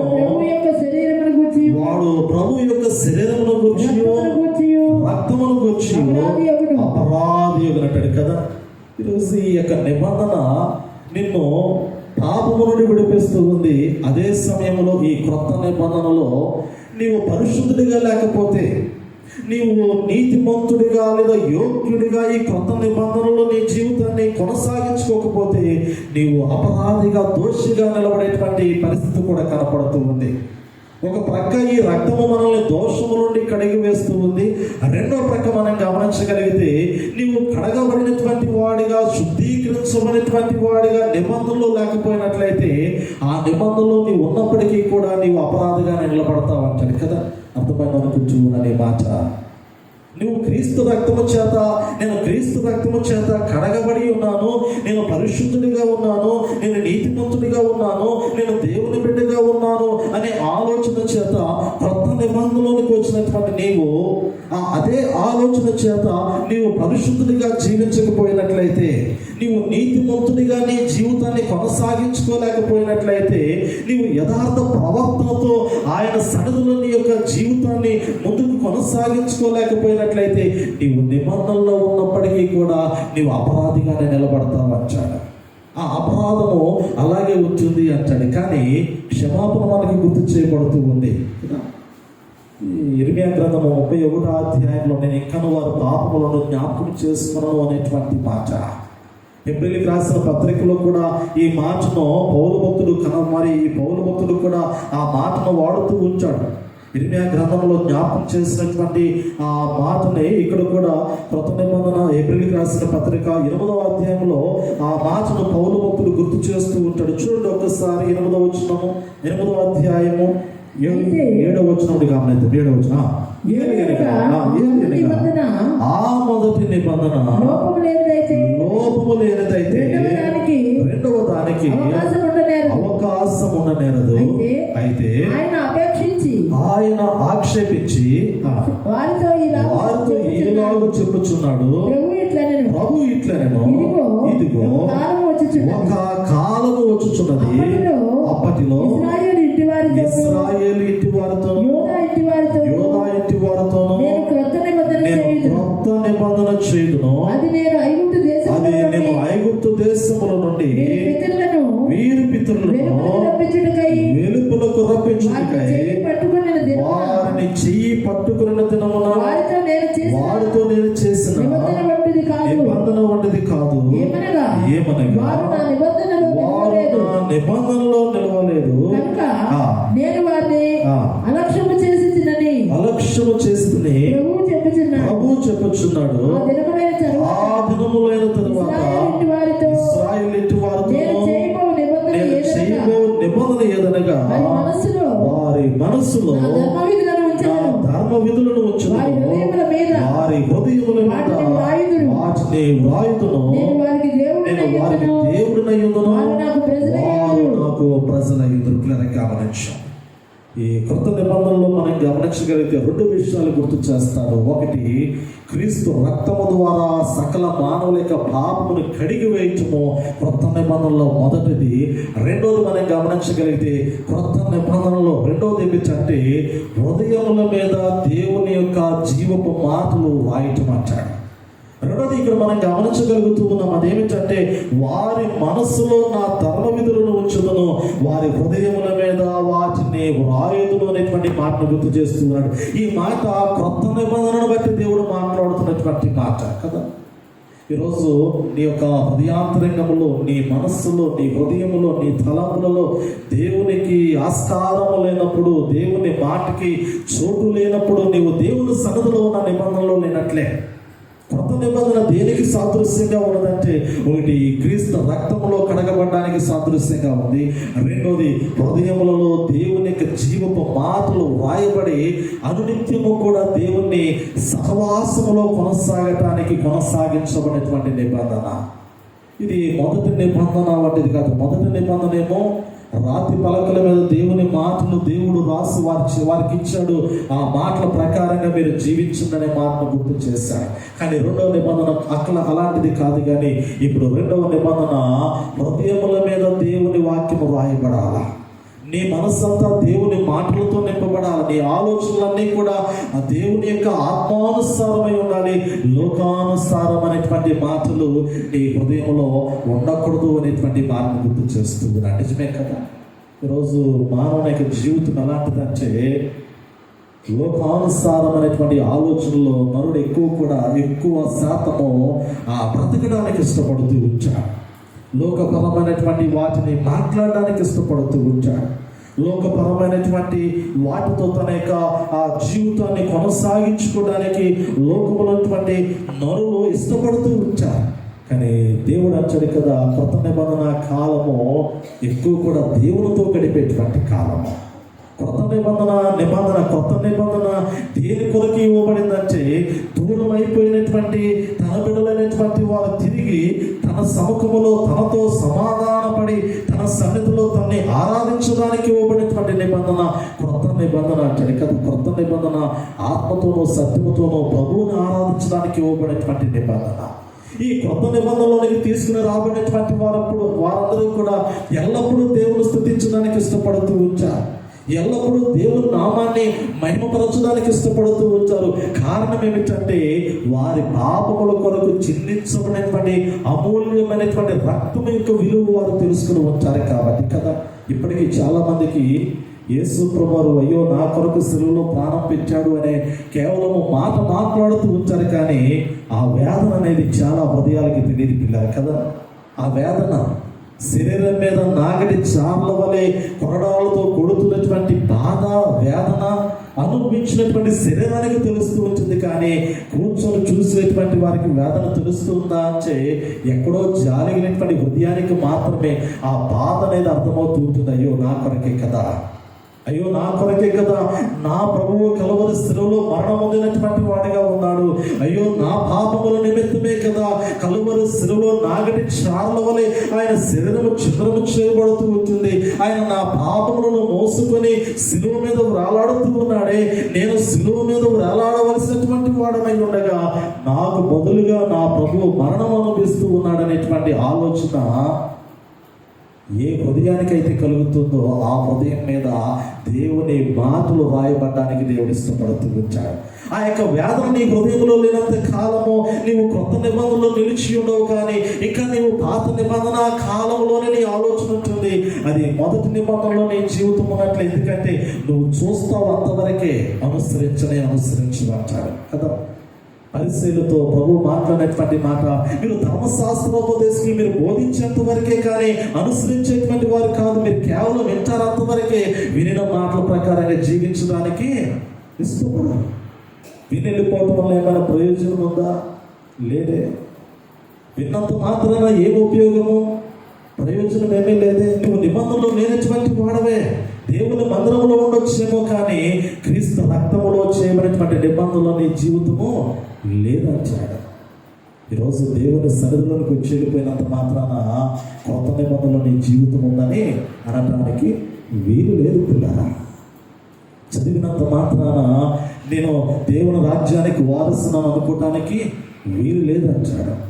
ఆయన మాటలు వినినంత మాత్రాన పరలోకంలో ప్రభువుని ప్రభువుని పిలిచిన వెంటనే ఆయన పరలోకంలోనికి ఆహ్వానిస్తాడు అనడానికి లేదంటాడు. అది ఈ వాక్యంలో గుర్తు చేసుకున్నటువంటి మాటను మనం గమనించగలిగితే, క్రొత్త నిబంధన కాలంలో క్రొత్త నిబంధనలు అనగా క్రీస్తు రక్తములో కడగబడినటువంటి జీవితముగా నీ జీవితాన్ని నువ్వు చూసుకోవాలి అంటే నీవు నిబంధనను గైకొనేటువంటి వాడిగా ఉండాలి.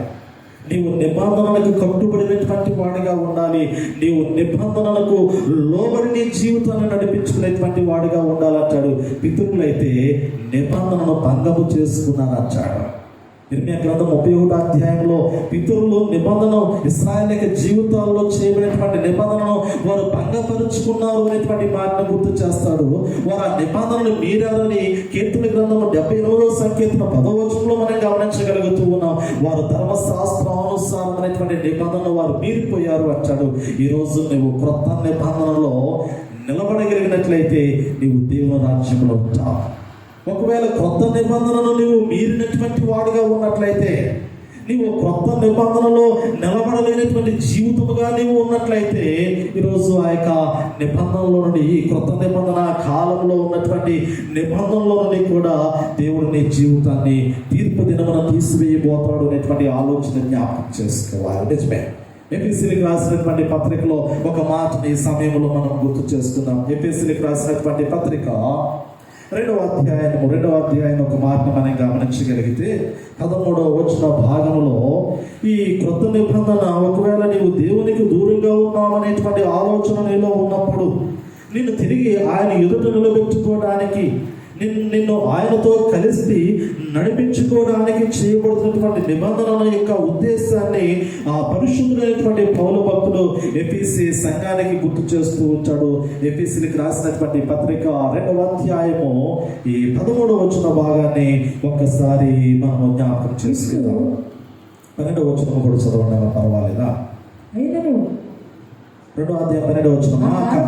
ఆ కాలములో ఇశ్రాయేలుతో సహపౌరులు కాక పరదేశులను, వాగ్దాన నిబంధన లేని పరజనులను, నిరీక్షణ లేని వారును, లోకమందు దేవుడు లేని వారినై ఉండి క్రీస్తుకు దూరస్తులై ఉంచిరని మీరు జ్ఞాపకం చేసుకుని, ఆయనను మునుపు దూరస్తులైన మీరు ఇప్పుడు క్రీస్తు యేసునందు క్రీస్తు రక్తము వలన సమీపస్తులై ఉన్నారు.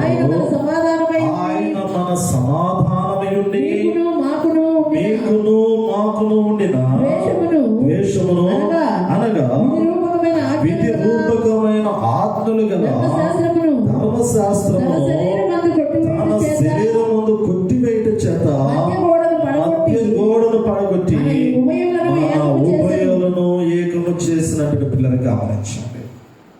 పరిశుద్ధుడైనటువంటి పౌలు భక్తుడు యూదులతోనూ యూదేతరులతోనూ మాట్లాడుతున్నటువంటి మాటలు మనకు కనపడుతూ ఉన్నాయి. యూదులైనటువంటి వారు, పరిశీలైనటువంటి వారు, శాస్త్రులైనటువంటి వారందరికీ కూడా ధర్మశాస్త్రమును ఆధారము చేసుకుని బ్రతుకుతున్నటువంటి సమయంలో ధర్మశాస్త్రమును నిష్ఠగా ఆచరించి ధర్మశాస్త్రమును అవలంబిస్తున్నటువంటి ఆలోచన కలిగినటువంటి వారిగా వారి జీవితాన్ని కొనసాగించుకునేటువంటి క్రమంలో పిల్లరా పౌలు భక్తుడు క్రొత్త నిబంధనను వారికి గుర్తు చేస్తూ ఉన్నారు. మీరు ధర్మశాస్త్రం అనగా మొదటి నిబంధనకు మీరు లోబడి ఉన్నారు. యేసు ప్రభువు వచ్చినటువంటి కాలంలో కూడా పరిశీలైనటువంటి వారు, యూదులైనటువంటి వారు దీన్ని ఏ కాలంలో వారు నిలబడ్డారంటే మొదటి నిబంధన కాలంలో వారు నిలబడ్డారు. ఈ మొదటి నిబంధన అనగా ధర్మశాస్త్రము ఆధారం చేసుకుని వారి జీవితాన్ని ముందుకు కొనసాగించుకుంటూ ఉన్నారు. కానీ పౌలు భక్తుడు అంటాడు కదా, ఈ యూదులతో మాట్లాడుతూ, ధర్మశాస్త్రోపదేశకులతో మాట్లాడుతూ, పరిశీలతో మాట్లాడుతూ మీరు మొదటి నిబంధన కాలంలో ఉండగా మరి దేవునికి దూరస్తులైనటువంటి వారు, అన్యజనులైనటువంటి వారు, దేవుని ఎరగనటువంటి వారు, దేవుని లేనటువంటి వారు, దేవునికి దూరంగా కొందరి జీవితాలు కొనసాగించబడుతున్నటువంటి సమయంలో ఇశ్రాయేలు యొక్క పౌరసత్వము లేనటువంటి వారిగా కొందరి జీవితాలు కొనసాగించబడుతున్నటువంటి సమయంలో మీ కొరకు, వారి కొరకు, అందరి కొరకు కూడా దేవుడు కొత్త నిబంధనని లోకములటువంటి మానవులతో చేసినట్లుగా ఇక్కడ గుర్తు చేస్తూ ఉన్నాడు. అందుకే ఈ వాక్య భాగంలో అంటాడు కదా, ఆ క్రీస్తు రక్తం వలన, అంటే ఆయనను మునుపు దూరస్తులైన మీరు ఇప్పుడు క్రీస్తు యేసునందు క్రీస్తు రక్తం వలన సమీపస్తులై ఉన్నారు. ఆయన మన సమాధానమై ఉండి మీకును మాకును ఉండిన ద్వేషమును అనగా విధురూపకమైన ఆజ్ఞలు గల ధర్మశాస్త్రమును తన శరీరమందు కొట్టివేయుటకై మధ్య గోడను పడగొట్టి అంటాడు కదా. ఆయన మధ్య ఉన్నటువంటి గోడను పడగొడుతున్నాడు. పరిశుద్ధమైనటువంటి స్థలానికి అతి పరిశుద్ధమైనటువంటి స్థలానికి మధ్య ఉన్నటువంటి అడ్డుతెరను ఆయన తొలగించాడు. మొదటి నిబంధనకి క్రొత్త నిబంధనకి మధ్య ఉన్నటువంటి ధర్మశాస్త్రమును కూడా ఆయన శరీరముతో ఆయన కొట్టివేస్తూ ఉన్నాడు. ఏ ధర్మశాస్త్రం అయితే పాపము నుండి విడిపించలేకపోతూ ఉందో ఆ ధర్మశాస్త్రమును ఆయన తనలో నెరవేర్చుకుని సకల మానవుల యొక్క పాపమును ఆయన భరించినటువంటి వాడిగా, ఆ పాపములకు క్షమాపణ కలగ చేసినటువంటి వాడిగా ఆయన సకల మానవాళి యొక్క జీవితంలోనికి దేనిని తీసుకొచ్చాడు అంటే ఆయన రక్తములో కడగబడినటువంటి కొత్త నిబంధనలోనికి దేవుడు ఆయన తీసుకుని వచ్చాడు అంటాడు కదా. కొత్త నిబంధనలోనికి ప్రజలు తీసుకుని రాబడ్డారు. ఇప్పుడు క్రీస్తు రక్తములో కడగబడాలి, ఖచ్చితంగా కడగబడాలి. యేసు రక్తములో ఎవరి పాపములైతే కడగబడతాయో వారు ఆయన శరీరములోనికి, ఆయన రక్తములోనికి ఆహ్వానించబడతారు. ఆయనతో అంటు కట్టబడేటువంటి జీవితంలోనికి వారు పిలువబడుతూ వచ్చారు. వారి హృదయములలో ఆయన మాటలు ఆయన ఎప్పుడు కూడా వ్రాయటానికి ఇష్టపడుతూ ఉంటాడు. ఎందుకంటే క్రొత్త నిబంధనలో మానవుని యొక్క హృదయము దేవుని స్వాధీనపరచాడు. క్రొత్త నిబంధనలో మనం గమనించగలిగితే నీ హృదయం నీ దగ్గర ఉన్నది, కానీ నీ హృదయము ఎవరు స్వాధీనంలో ఉండాలి అంటే పరిశుద్ధాత్మ యొక్క ఆధీనంలో ఉండాలి. పరిశుద్ధాత్మ దేవుడు ఎప్పటికప్పుడు నీ హృదయంలో శ్రేష్టమైనటువంటి జీవపు మాటలు రాయటానికి ఇష్టపడుతూ ఉంటాడు. నీ మనసులో ఆ మాటలు ఉంచడానికి ఇష్టపడుతూ ఉంటాడు. నిన్ను నీవు క్రొత్త నిబంధనకు అప్పగించుకుంటే కదా, ఈరోజు నీ పాటికి నువ్వు బ్రతికేసి ఎప్పుడో ఒకసారి ప్రభువును గుర్తు చేసుకున్నంత మాత్రాన నీవు పరిశుద్ధుడిగా నిబంధనలో నిలబడినటువంటి వాడిగా నీ జీవితాన్ని కొనసాగించలేవు. నీ జీవితాన్ని దేవుని రాజ్యంలో చూసుకోలేవు. నువ్వు నీ జీవితాన్ని నీవు దేవుని రాజ్యంలో చూడాలి అంటే, దేవునికి మహిమకరమైనటువంటి రీతిలో నీ జీవితము ఆయన సన్నిధిలో కనపడాలి అంటే ఎలా ఉండాలో ఇక్కడ ఈ వచనంలో మనకి జ్ఞాపకం చేస్తాడు. ఎఫెసీయులకు రాసిన పత్రిక 2వ అధ్యాయము 21వ వచనము, ప్రతి కట్టడమును ఆయనలో చక్కగా అమర్చబడి ప్రభువునందు పరిశుద్ధమైన దేవాలయము వృద్ధి పొందుచున్నది. ఆయనలో మీరు కూడా ఆత్మమూలముగా దేవునికి నివాస స్థలమైనటకు కట్టబడుచున్నారంటే కదా. కొత్త నిబంధన, మొదటి నిబంధనలో దేవాలయము పడద్రోయబడింది, కొత్త నిబంధనలో దేవాలయము కట్టబడుచున్నది. వాక్యాన్ని అర్థం చేసుకోవడానికి ప్రయత్నం చేస్తే, మొదటి నిబంధనలో మనం గమనించగలుగుతూ ఉన్నాం, సొలొమోను మహారాజు చేత కట్టబడినటువంటి దేవాలయము నెబుకద్నెజరు కాలంలో పడద్రోయబడింది. ఆ యొక్క కట్టడము రాతి కట్టడానికి పరిమితం అయిపోయింది, కానీ మానవుని యొక్క హృదయంలో ఒక పరిశుద్ధమైనటువంటి నివాస స్థలం అనేటువంటిది ఆనాటి దినాల్లో ఇశ్రాయేలు యొక్క హృదయాల్లో అనుగ్రహించబడలేదు. ఆత్మ యొక్క కార్యము వారి యొక్క హృదయాల్లో కొనసాగించబడలేదు. ఇది పౌలు భక్తుడు కూడా గుర్తు చేస్తూ ఉంటాడు. ఈ మాటను మనం గమనించగలిగితే ఒకసారి ఆ మాటను కూడా మనం గుర్తు చేసుకుందాం. మీకు అర్థం అవటానికి ఆ మాటను నేను గుర్తు చేస్తాను. మొదటి కొరింథీ పత్రిక 10వ అధ్యాయాన్ని గమనించగలిగితే 2వ వచనంలో, అందరూ మోషేను బట్టి మేఘములను సముద్రములను బాప్తిసం పొందిరి, అందరూ ఆత్మ సంబంధమైన ఒకే ఆహారమును భుజించిరి, అందరూ ఆత్మ సంబంధమైన ఒకే పానీయమును పానము చేసిరి, ఏలయనగా తమను వెంబడించిన ఆత్మ సంబంధమైన బండలను త్రాగిరి, ఆ బండ క్రీస్తే. అయితే వారిలో ఎక్కువ మంది దేవునికి ఇష్టలుగా ఉండకపోయారు కనుక అరణ్యములో సంహరించబడి అంటాడు. ఇది మొదటి నిబంధనలో మనం గమనించగలిగితే బాప్తిసం ఉన్నది. మొదటి నిబంధనలో మనం గమనించగలిగితే ఆ బండ అనేటువంటి క్రీస్తు వారితో ఉన్నాడు, జలములు వారు త్రాగుతూ ఉన్నారు. వారు మన్నా అనబడినటువంటి ఆహారం భుజించినప్పటికీ కూడా వారిలో ఏమున్నదంటే మరణము కనపడుతూ ఉంది. కారణం ఏమిటంటే వారి హృదయములలో దేవుని మాటలు రాయబడలేదు. ఇప్పుడు కొత్త నిబంధన కాలంలో దేవుడు ఏమి జ్ఞాపకం చేస్తూ ఉన్నాడు అంటే, నేను వారి హృదయములలో, పాత నిబంధన వంటిది కాదు ఈ నిబంధన, నేను వారి హృదయాలలో నా మాటలు ఉంచడానికి ఇష్టపడుతూ ఉన్నాను.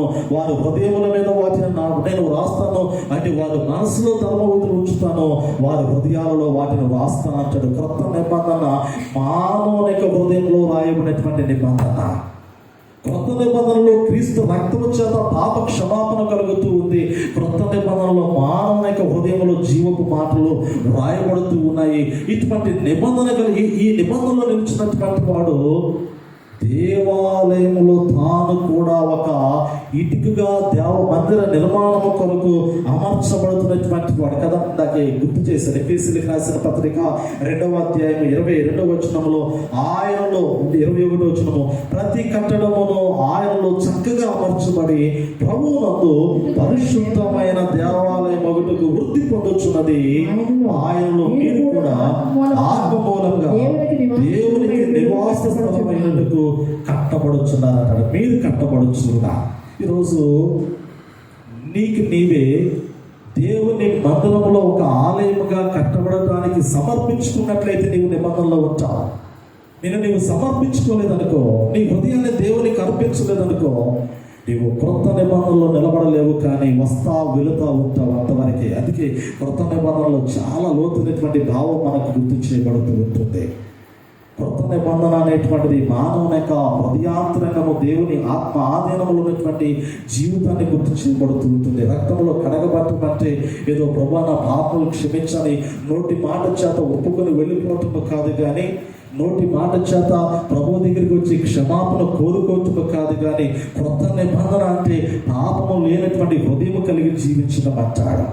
క్రొత్త నిబంధన అంటే ఎల్లప్పుడూ దేవుని స్తుతించి ఆరాధించడానికి ఆయనతో నడిచే జీవితం అంటాడు.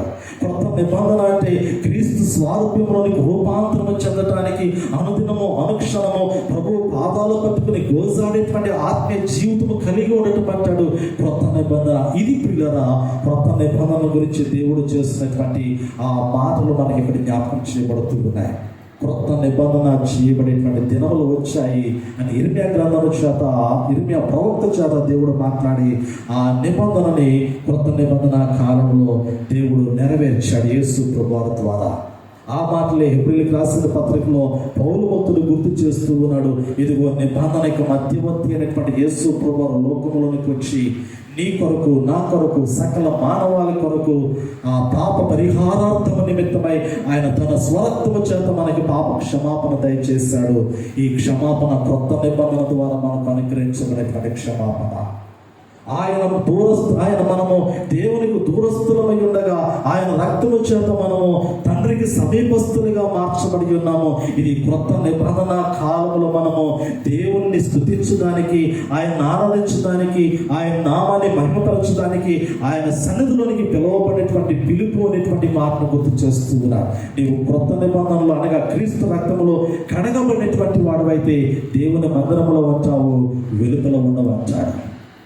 నీవు దేవుని మందిరంలో ఉంటావు. ఎప్పుడెప్పుడు నేను దేవుని స్తుతించాలా, ఎప్పుడెప్పుడు నేను దేవుణ్ణి ఆరాధించాలా, ఎప్పుడెప్పుడు దేవుని నామాన్ని నేను మహిమపరచాలా, ఎప్పుడెప్పుడు దేవునికి మహిమకరమైనటువంటి శ్రేష్టమైనటువంటి జీవితము నా ప్రభు ఎదుట నేను జీవించాలని నీ హృదయం పరితపిస్తూ దేవుని సన్నిధిలో ఒక ఆలయములో ఒక్కడిగా నీవు కట్టబడటానికి నీ హృదయం ప్రేరేపించబడుతూ ఉంటుంది.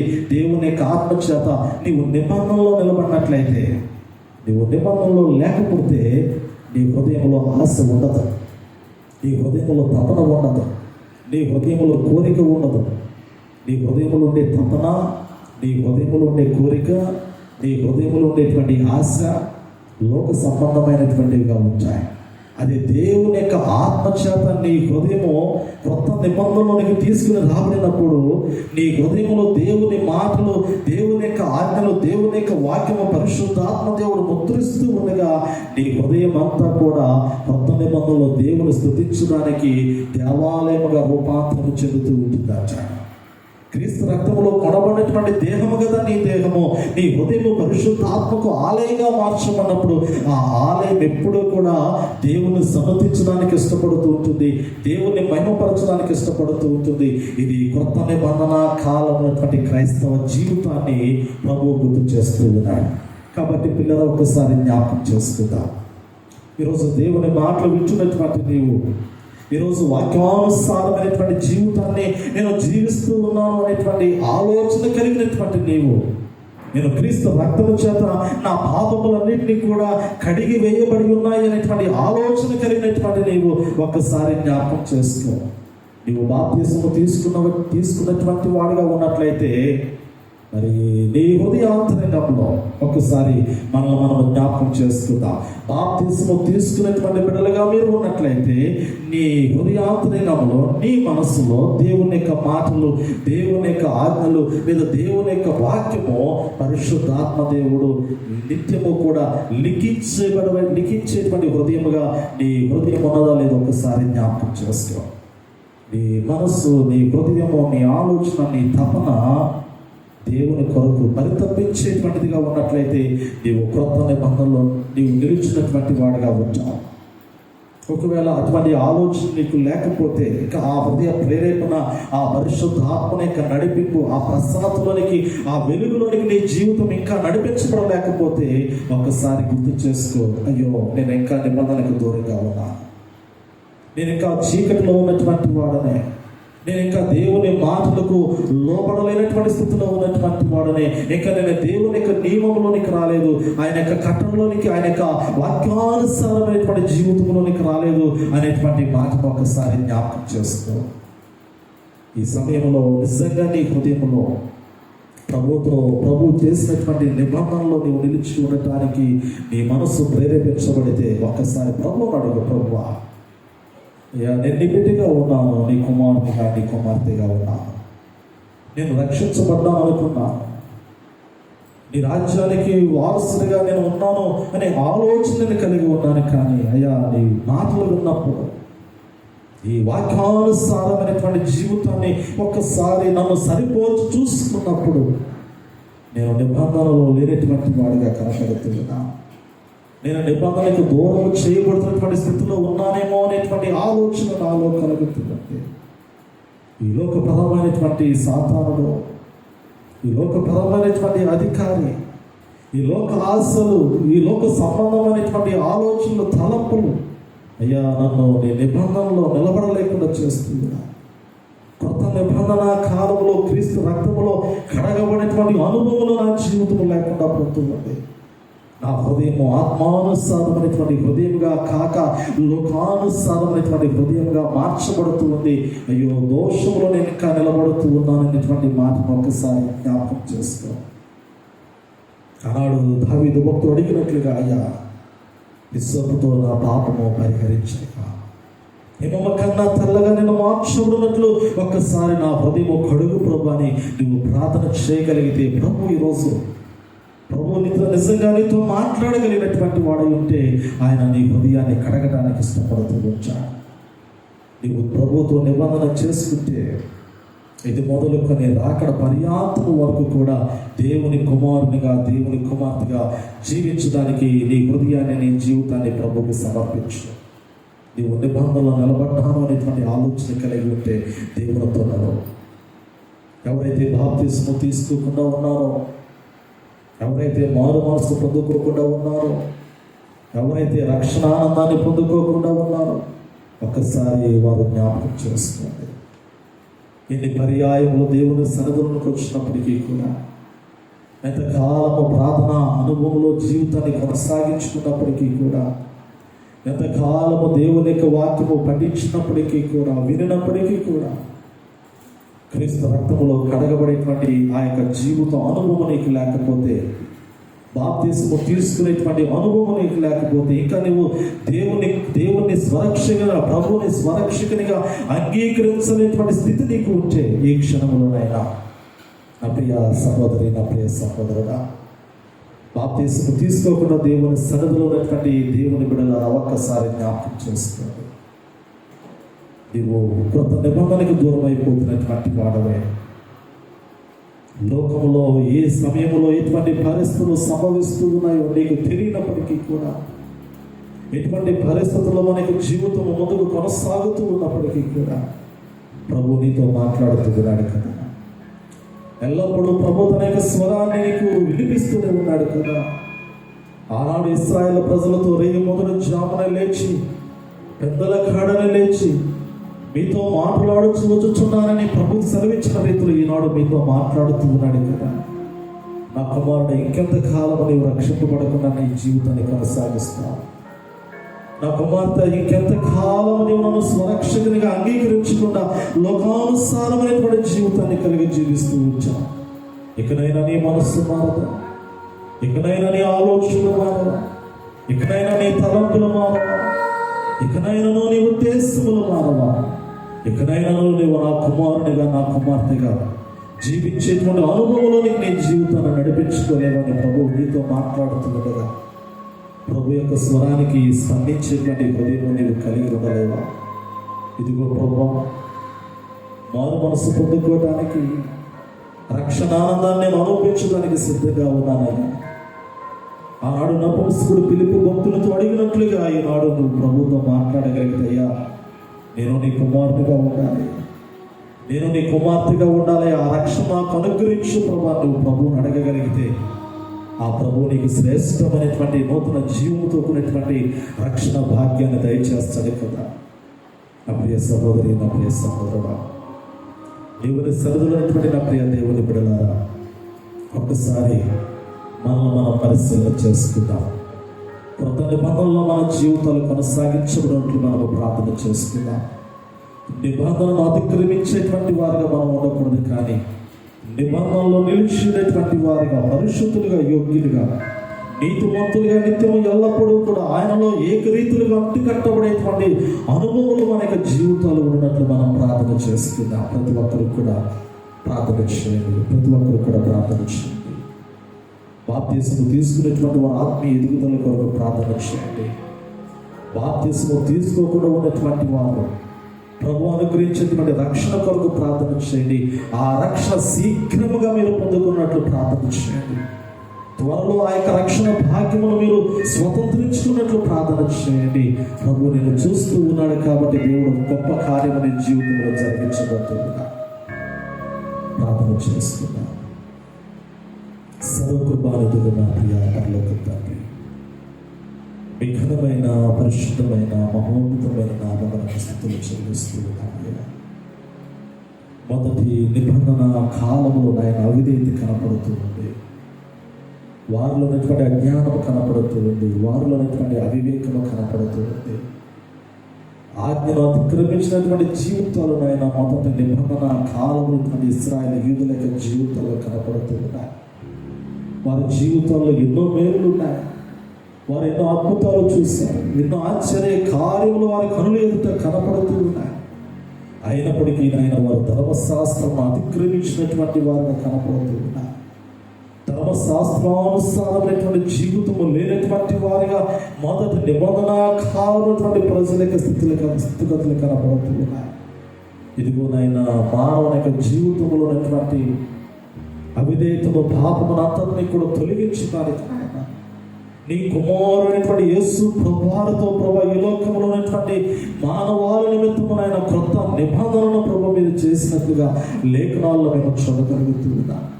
మా రక్షకుడు, మా విమోచకుడు, పరిశుద్ధుడు, నీతిమంతుడు, నిష్కలంకమైనటువంటి రక్తము కలిగినటువంటి యేసు ప్రభువారు నాయన మాకు మీకు మధ్య క్రొత్త నిబంధన మధ్యవర్తిగా ఉండి నాయన మమ్మలను పాపము లేనటువంటి వారుగా నీ సన్నిధిలో నిలవబెట్టుటకు నాయన శిలువ రక్తము చేత మాలో ఉన్నటువంటి పాపములన్నింటినీ కూడా కడిగి వేయించడానికి మీరు అనుగ్రహించిన కృపను బట్టి మీ నామాన్ని స్తుతిస్తూ ఉన్నాము.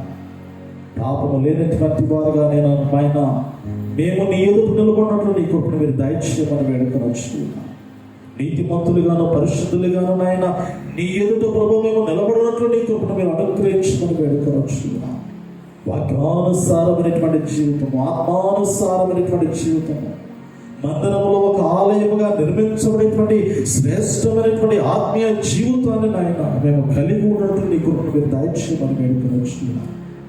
ఈ సముఖంలో ప్రార్థన చేసినటువంటి బిడలేక హృదయ ఆలోచనకి తగినట్లుగా నాయన మీ కార్యములు నీ బిడ్డల పట్ల నూతన పరిచి మీరే నామానికి మహిమ తెచ్చుకోమని యేసు క్రీస్తు నామములో అడిగి వేడుకొనొచ్చున్నాము తండ్రి. ఆమేన్, ఆమేన్.